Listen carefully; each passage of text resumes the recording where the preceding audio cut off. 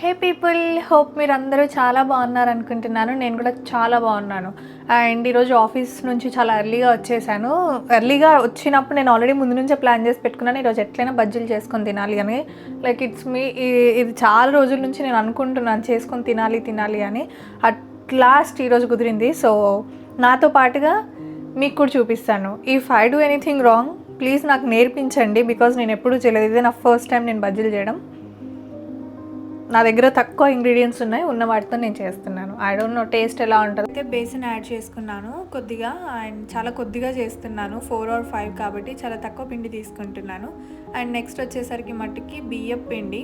నేను ఏదో వీడియోలో చూశాను బియ్యం పిండి యాడ్ చేస్తే చాలా క్రిస్పీగా వస్తాయని, అందుకే అది కూడా కొద్దిగా బియ్యం పిండి యాడ్ చేశాను.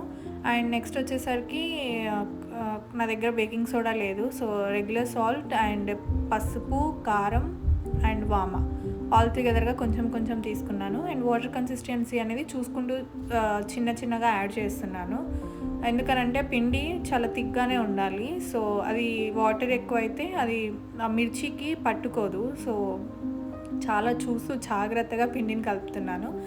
అండ్ మీన్వైల్ అది పిండి కలిసిపోయాక వెంటనే మళ్ళీ నేను అది మిర్చిని వేసి ఒకసారి టెస్ట్ చేశాను, అది అతుకుతుందా లేదా, లేకపోతే ఇంకొంచెం వాటర్ కొంచెం పిండి వేసి చేద్దాము అని. సో ప్రాపర్గానే వచ్చింది. సో వెంటనే ఇంకా ఆయిల్ హీట్ చేసేసి వేసేసాను. And how I thought, like నేను అనుకున్నట్టు కాకపోయినా కొంచెం పర్ఫెక్ట్గా వచ్చింది. అంటే నేను అసలు ఇంత హిట్ అవుతుంది అనుకోలేదు.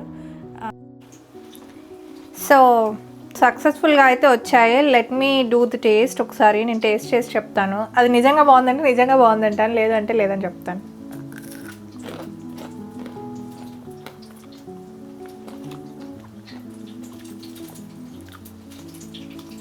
సెవెన్ ఇయర్స్ గైస్ 10కి. Not that much of perfection, not మరీ అంత తిననంత చండాలంగా కూడా ఏం లేదు. 7 out of 10. It's good.